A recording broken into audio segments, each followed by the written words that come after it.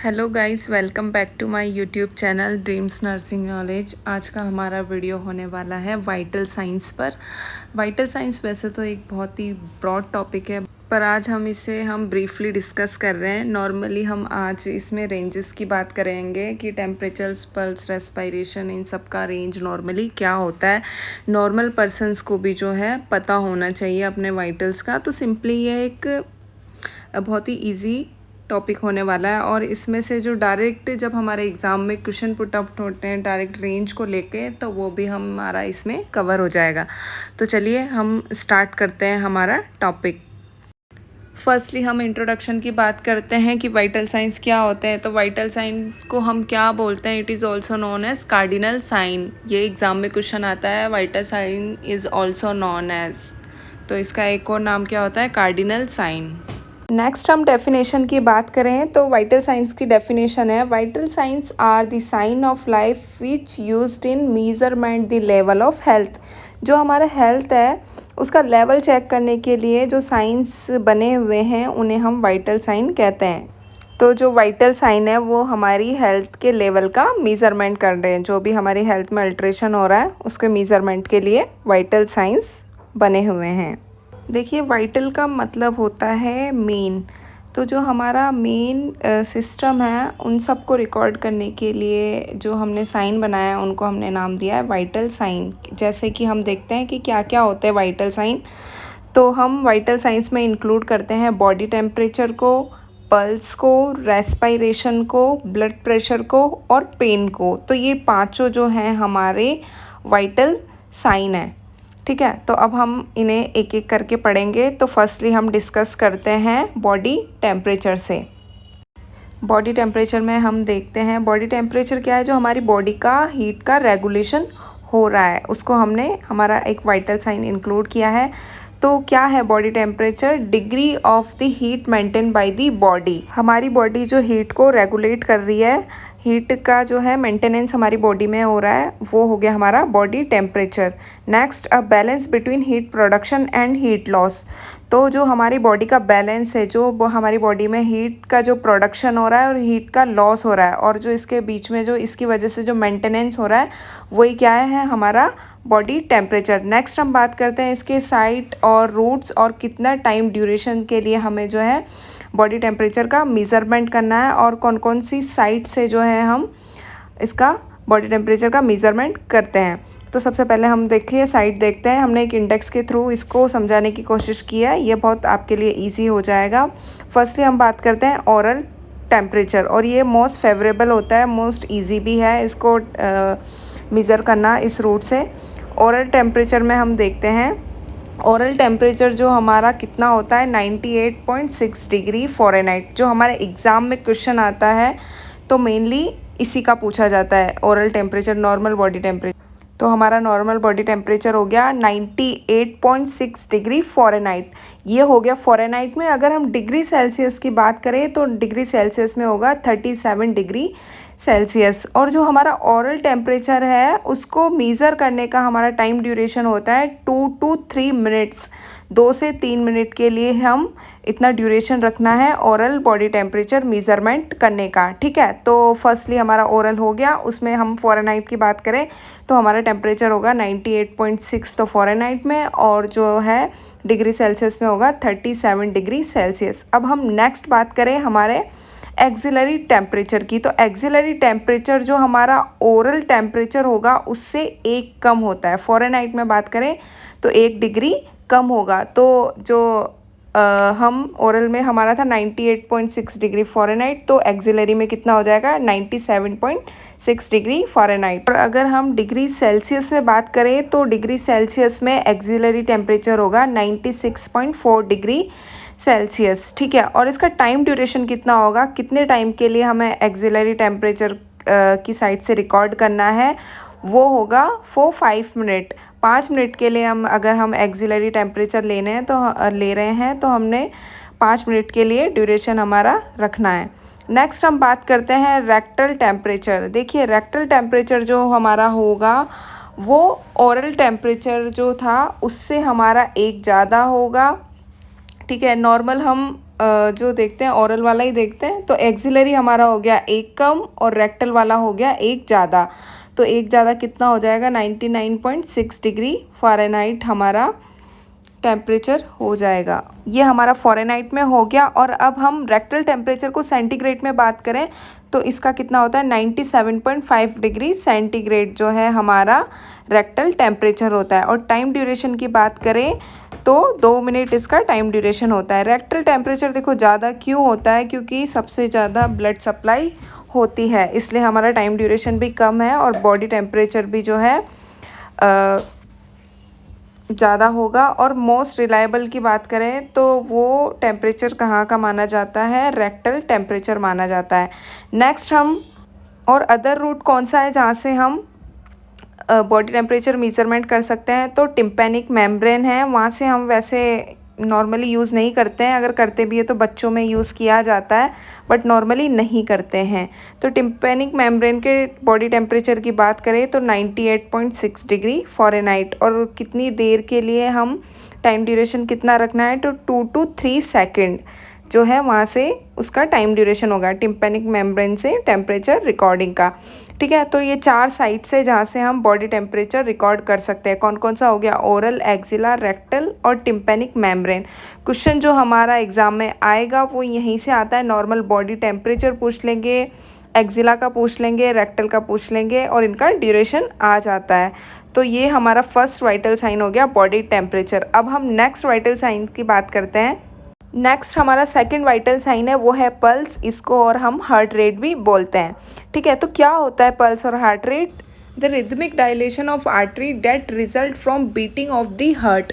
जब हमारा heart beat करता है उस टाइम पे जो आर्टरी का डायलेशन हो रहा है, रिदमिक डायलेशन, रिदम में जो डायलेशन हो रहा है उसको हम बोल रहे हैं पल्स। ठीक है, और एक और हम डेफिनेशन देखिए, alternative fall and rise of artery due to left ventricular contraction.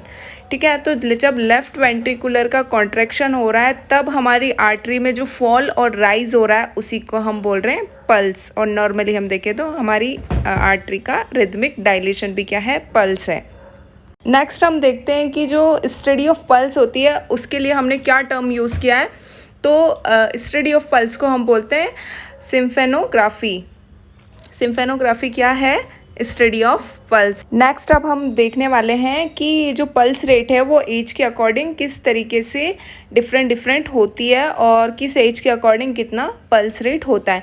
तो फर्स्ट हम बात करें बेबीज़ अंडर 1 ईयर, जो 0 से लेके 1 ईयर तक एज ग्रुप के जो बच्चे हैं उनमें पल्स रेट क्या होगी, तो उनमें पल्स रेट है 100 to 160। इसके बीच में जो है पल्स जो है होने वाली है। ठीक है, ये हो गया अंडर 1 ईयर के लिए। अब नेक्स्ट हम देखेंगे 1 से लेके 10 साल के बच्चों के लिए क्या पल्स रेट जो है होती है, वो आएगी 70 to 120 के अंडर पल्स रेट रहने वाली है 1 to 10 ईयर्स के बच्चों की। नेक्स्ट हम बात करें अगर 10 ईयर से ऊपर और एडल्ट तक है तो उनकी पल्स रेट कितनी होगी। जो 10 साल से ऊपर है और जो एडल्ट पर्सन है तो उनमें पल्स रेट का वेरिएशन होने वाला है 60 to 100। ठीक है, 60 to 100 रहेगी, इसके बीच में जो है पल्स रेट रहने वाली है। नेक्स्ट हम बात करें एथलेटिक्स की, जो प्लेयर्स होते हैं उनकी पल्स रेट कितनी होती है। तो एथलेटिक्स की पल्स रेट होती है 40 to 60। उसको क्या बोलते हैं हम, एथलेटिक्स ब्रेडिकार्डिया भी उसे बोला जाता है। ठीक है, तो ये जो पल्स रेट होती है एथलेटिक्स में नॉर्मल है, क्योंकि उनमें क्या होता है जो वो लोग एक्सरसाइज करते हैं उसकी वजह से उनकी हार्ट की मसल जो है स्ट्रॉन्ग होती है और उसी वजह से इतना कम पल्स होने के बाद भी उनकी बॉडी को सफिशेंटली ब्लड सप्लाई हो जाती है। ठीक है, अब नेक्स्ट हम बात करते हैं, नेक्स्ट हमारे वाइटल साइंस को हम देखते हैं, वो है रेस्पिरेशन। ठीक है, तो रेस्पिरेशन क्या है, एक्ट ऑफ ब्रीथिंग। जो हम ब्रीथिंग कर रहे हैं ऑक्सीजन इन और आउट, इस जो एक्ट है ये, इसको हमने क्या बोल दिया, हमने इसको नाम दे दिया रेस्पिरेशन। ठीक है, तो रेस्पिरेशन क्या होता है, 2 टाइप्स का होता है, इंटरनल रेस्पिरेशन, इसी को हम दूसरा नाम बोलते हैं टिश्यू रेस्पिरेशन। ठीक है, और नेक्स्ट होता है एक्सटर्नल रेस्पिरेशन जिसे हम बोलते हैं पल्मोनरी रेस्पिरेशन। फर्स्टली देखो हम देखते हैं इंटरनल रेस्पिरेशन। इंटरनल रेस्पिरेशन और टिश्यू रेस्पिरेशन क्या है?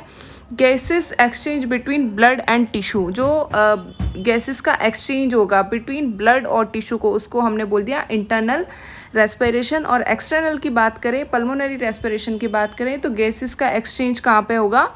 ब्लड और लंग्स में, ठीक है, एल्वियोलाइज में, उसको हमने बोल दिया एक्सटर्नल रेस्पिरेशन। और रेस्पिरेशन, अब नेक्स्ट हम बात करते हैं कि रेस्पिरेशन सेंटर हमारा कहाँ होता है, किसे हम बोलते हैं, तो वो कौन हमारा सेंटर कहाँ पे है रेस्पिरेशन का? वो है मेडुला ऑब्लोगेटा। ठीक है, ये क्वेश्चन आता है जो हमारा रेस्पिरेशन सेंटर कौन सा होता है, वो है मेडुला ऑब्लोगेटा।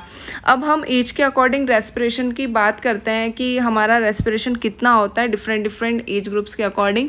न्यूबॉर्न में हम देखें तो न्यूबॉर्न में होगा 30 to 40 ब्रीथ पर मिनट। जो न्यूबॉर्न्स होंगे उनमें रेस्पिरेशन होगा 30 to 40 मिनट्स। देखा है आपने, बच्चे जो है जल्दी जल्दी ब्रीथिंग करते हैं। नेक्स्ट हम बात करें इन्फेंट्स की, तो इन्फेंट्स में कितना होता है? 30 to 60। इन्फेंट्स में थोड़ा और ज़्यादा होता है, ठीक है। नेक्स्ट हम बात करें टोडलर्स में रेस्पिरेशन रेट कितनी होगी, तो टोडलर्स की होगी 26 to 32। 26 से 32 जो है ब्रीथ होगी टोडलर्स में। नेक्स्ट चिल्ड्रन की हम बात करें, चिल्ड्रंस में और फिर अब धीरे धीरे थोड़ा कम होता जाएगा। चिल्ड्रंस में रहेगा 20 से 30 ब्रीथ पर मिनट। एडोलसेंस की बात करें, जो एडल्ट चिल्ड्रन होते हैं, एडोलसेंट चिल्ड्रन, उनकी बात करें तो उनमें होगा 16 से 20। और फिर उसके बाद हम एडल्ट्स की बात करें आफ्टर 18 के बाद, तो उनका रहने वाला है 16 से 22, ठीक है। तो ये जो है रेस्पिरेशन डिफरेंट एज ग्रुप्स के अकॉर्डिंग रेस्पिरेशन हमारा होने वाला है। अब नेक्स्ट हम वाइटल साइंस पे चलते हैं, वो है हमारा ब्लड प्रेशर। ठीक है, नाम से ही समझ में आ रहा है ब्लड प्रेशर मीन्स ब्लड का प्रेशर। तो डेफिनेशन में हम देखते हैं pressure exerted by the blood, ठीक है, against the wall of blood vessels as it flows. ठीक है, तो जब ब्लड फ्लो हो रहा है उस टाइम पे जो ब्लड वेसल्स पे जो प्रेशर लगा रहा है, जो प्रेशर कोज हो रहा है, उसको ही हमने क्या नाम दे दिया? Blood pressure. तो अब हम नेक्स्ट देखते हैं कि नॉर्मल ब्लड प्रेशर क्या होता है। नॉर्मल ब्लड प्रेशर होता है 120 to 80 mm ऑफ Hg। इसे हम किस में रिकॉर्ड करते हैं? mm ऑफ Hg में, ये इसकी यूनिट है। ठीक है, तो नॉर्मल ब्लड प्रेशर हमारा हो गया 120 to 80। अब नेक्स्ट बात करते हैं, ब्लड प्रेशर दो टाइप्स का है, systolic blood pressure and diastolic blood pressure. Firstly हम देखते हैं सिस्टोलिक ब्लड प्रेशर क्या है। देखिए, systolic blood pressure highest degree of pressure during the ventricular systole when the left ventricular forcing the blood into the aorta। ठीक है, तो ये क्या बोल रहा है? हाईएस्ट डिग्री ऑफ प्रेशर, जब ब्लड का हाईएस्ट डिग्री ऑफ प्रेशर होगा, वैन, कब? जब वेंट्रिकुलर सिस्टोल होगा, जब लेफ्ट वेंट्रिकुलर जो है ब्लड फोर्स करेगा एओर्टा में, उस टाइम पर जो वेंट्रिकुलर सिस्टोल होगा उस टाइम ब्लड का प्रेशर क्या होने वाला है? हाई होने वाला है। उसको हमने बोला सिस्टोलिक ब्लड प्रेशर, जो कि हाई होता है। तो नॉर्मल कितना होगा systolic blood pressure? 120 mm of Hg। जो 120 mm ऑफ Hg होने वाला है वो नॉर्मल सिस्टोलिक ब्लड प्रेशर है। और वही क्या है? ये एक नॉर्मल रेंज में होगा, 120 तक अगर है तो हम इसे नॉर्मल बोलने वाले हैं। नेक्स्ट हम बात करेंगे डायस्टोलिक ब्लड प्रेशर। तो डायस्टोलिक ब्लड प्रेशर क्या है? Lowest pressure when the heart is resting period just before the contraction of the left ventricle. ठीक है, जो रेस्टिंग पीरियड होने वाला है, जब हार्ट जो है कॉन्ट्रैक्शन, जब लेफ्ट वेंट्रिकुलर का कॉन्ट्रैक्शन होगा उससे पहले आने वाला रेस्टिंग पीरियड, तो उस टाइम पे क्या होगा? ब्लड का प्रेशर जो है सबसे लो होगा, उसको हमने बोला है डायस्टोलिक ब्लड प्रेशर। और डायस्टोलिक ब्लड प्रेशर हमारा कितना होता है? Normal 80 mm of Hg। ठीक है, नेक्स्ट हम बात करें पल्स प्रेशर। पल्स प्रेशर क्या होता है? पल्स प्रेशर हमने बोला है जो सिस्टोलिक ब्लड प्रेशर है उसमें से अगर हम डायस्टोलिक ब्लड प्रेशर को माइनस करेंगे तो वो हमारा हो जाएगा पल्स प्रेशर। तो हमारा जो सिस्टोलिक ब्लड प्रेशर कितना था? नॉर्मल 120, उसमें से हम डायस्टोलिक कितना था? 80, उसको माइनस करेंगे तो हमारा जो माइनस करने पे 40 mm ऑफ Hg आएगा, वो होगा हमारा पल्स प्रेशर। ठीक है, तो ये हमारे हो गए हैं वाइटल साइंस कंप्लीट। एक नेक्स्ट जो था पेन, वो भी हम मीज़र करते हैं, वाइटल साइन ही हमारा, उसके लिए हम पेन स्केल का यूज़ करते हैं। उसके लिए हम कंप्लीट एक अलग ही टॉपिक है, तो अलग से वीडियो लेकर आएंगे। Thank you for watching.